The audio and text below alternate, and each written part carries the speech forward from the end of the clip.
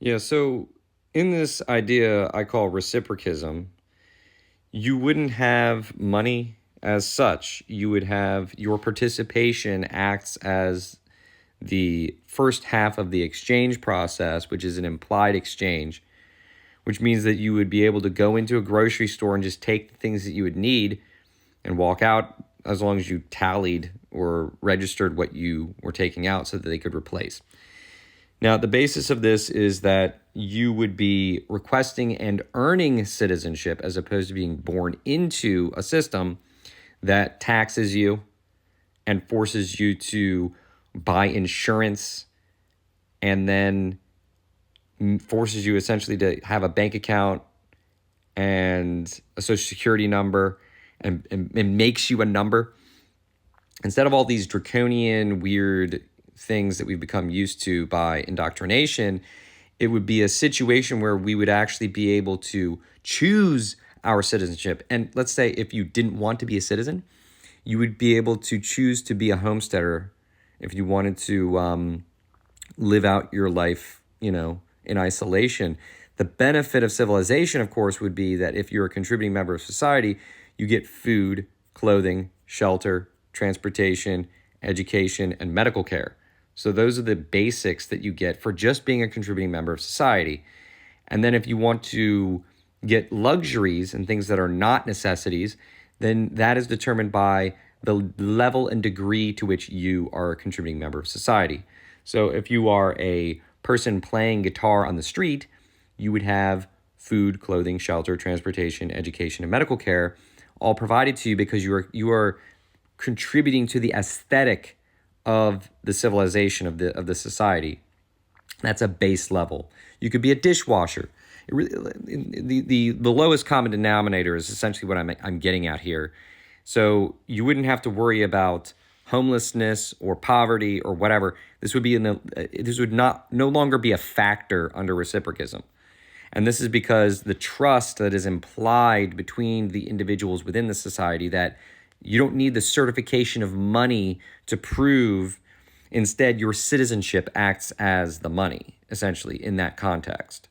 So that you don't need to be like, oh, is this guy a freeloader? No, we're all trusting. And then the idea is like pay it forward, the movie Pay It Forward, where it's human nature actually to pay off a debt. That's the true nature of humanity is if somebody does something nice for me, I want to do something nice for them. And the issue here that changes the dynamic is, say somebody does something for you, they say, don't pay me back, pay the next person over. And when we trust that relationship will occur, then we have a much greater likelihood of trusting people within our society. And that is the basis of reciprocism. It is a reciprocal economy, after all, in which the individual is being paid back by the society in total for their contributing to that society. So it is the big organism giving back to the cells what all of the collective cells are giving to the organism. It's a reciprocal exchange. And so by virtue of that, there doesn't need to be money. There doesn't need to be really there doesn't need to be money. There doesn't need to be debt. There doesn't need to be insurance. We could socialize vehicles. We could actually make the profit motive done away with in such a way that if somebody creates a water-powered car, they would have like an S++ rating, and the business that creates the water-powered car, all of the employees would have an S++ rating as well. So they would all benefit in equal proportion to the business itself that they are creating.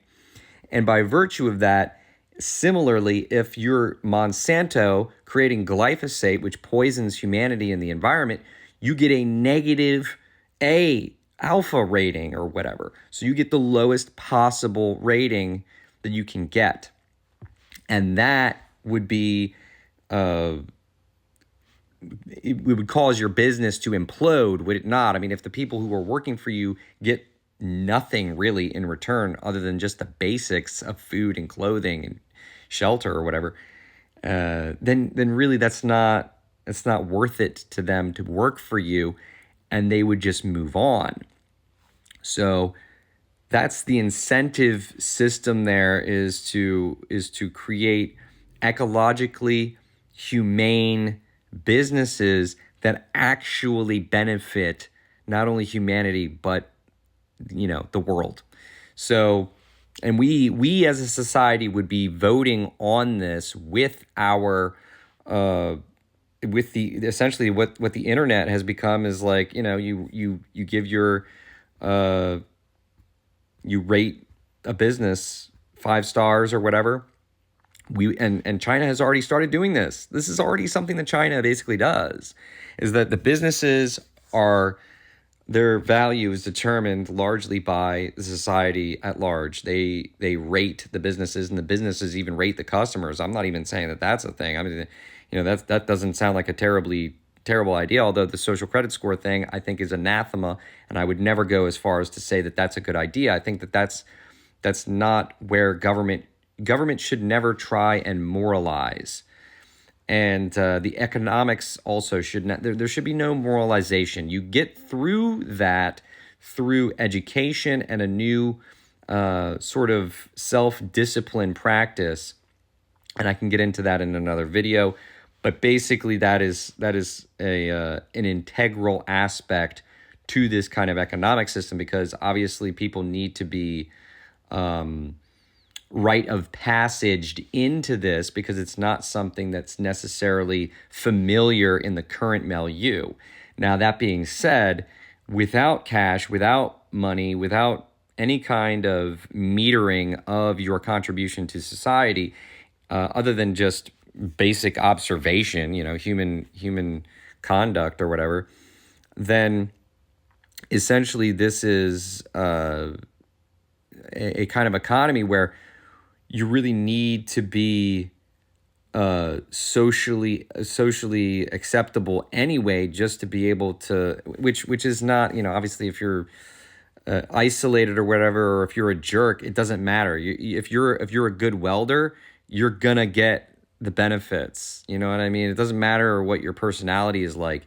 If you're a jerk but you do a damn good job of welding, you're gonna get the pay. You're gonna get the luxuries. Like, it's not gonna be withheld to you just because of your personality. That's absolutely ridiculous that people are trying to make that a thing.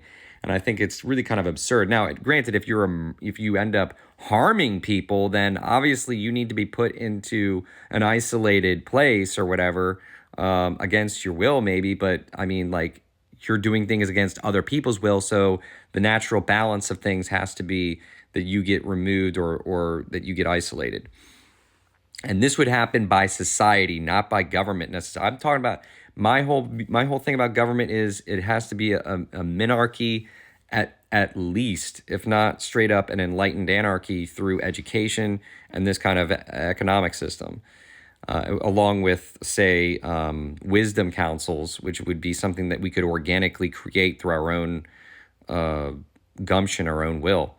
So the point is, this economic system is closer to the Star Trek vision than what communism happens to be. And really, this is maybe the stepping stone towards that. But my economic theory about this is essentially that we've gone through stages of, like, ice, which would be coinage or some kind of token form of currency, then to the paper liquidity, which is obviously water, which then starts to become fiat, which is less tangible because it doesn't have any kind of backing behind it, no gold or commodities that it's backed by. So that is more like, it's a hot water, it's heated, which then leads to the vapor currency, which is the digital currencies like Bitcoin. And that vapor is headed towards a cloud. Now, if we were to take all of the Bitcoin as a society, or as a collectively of all of the Bitcoin owners were to consolidate that base, we could use that as the commodity essentially backing the reciprocal economy. And so that's how this would work potentially. I'm not sure if that's a necessity, but in any case, love and appreciation. We are one self. Peace.